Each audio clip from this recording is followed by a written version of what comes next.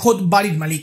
তবে কি কারণে তিনি এমন করলেন, কিসের আতঙ্ক রয়েছে যে কারণে বাড়ি ভেঙে ফেলতে হলো, এই প্রশ্নের উত্তর জানলে রীতিমতো চমকে যাবেন সকলেই।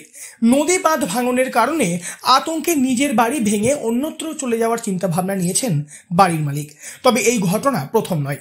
পূর্ব বর্ধমান জেলার এই গ্রামের অনেকেই বদলে নিয়েছেন তাদের বাসস্থান। পূর্ব বর্ধমানের পূর্বস্থলী 1 নম্বর ব্লকের নসরতপুর পঞ্চায়েতের অন্তর্গত কিশোরীগঞ্জ এলাকাটি নদী ভাঙনের কবলে পড়া একটি গ্রাম। নসরতপুর পঞ্চায়েতের মধ্যে দিয়ে বয়ে চলা ভাগীরথীর অপর পারে অবস্থিত প্রত্যন্ত একটি গ্রাম এই কিশোরীগঞ্জ। এই এলাকার বেশিরভাগ মানুষই কৃষিকাজের উপর নির্ভর করে তাদের জীবিকা নির্বাহ করে। সেই কৃষি জমিও একটু একটু করে নদী গর্ভে বিলীন হয়ে যাচ্ছে। গ্রামবাসীদের কথায় একসময় এই এলাকায় শতাধিক পরিবার বসবাস করতেন। তবে শুধুমাত্র নদী ভাঙনের ফলে অনেকেই সেখান থেকে সরে গিয়েছেন। সেই একই রকম ঘটনা দেখা গেল আবারও।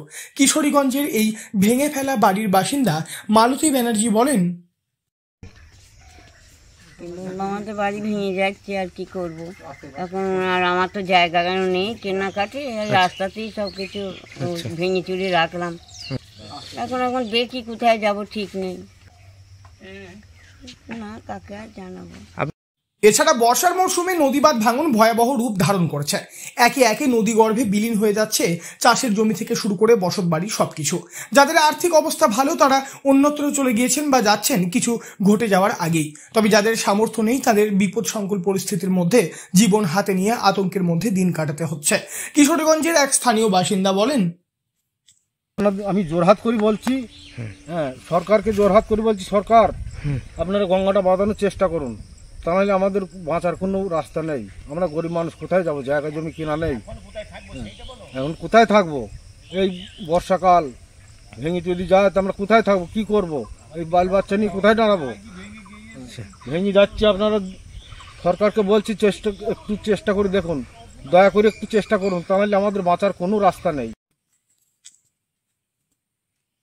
গ্রামের সকলেই চাইছেন যেন প্রশাসনের তরফে এই সমস্যার দ্রুত সমাধান করা হয়। প্রসঙ্গত কিছুদিন আগেই এই এলাকা পরিদর্শন করেছেন পূর্ব বর্ধমান জেলা শাসক আয়েশা রানী সহমন্ত্রী স্বপন দেবনাথ। অতি দ্রুত কাজ শুরু হবে বলেই জানা গিয়েছে। গ্রামবাসীরাও এই সমস্যার সমাধানের অপেক্ষায় রয়েছেন। পূর্ব বর্ধমান থেকে বনোয়ারিলাল চৌধুরী, লোকাল 18 বাংলা।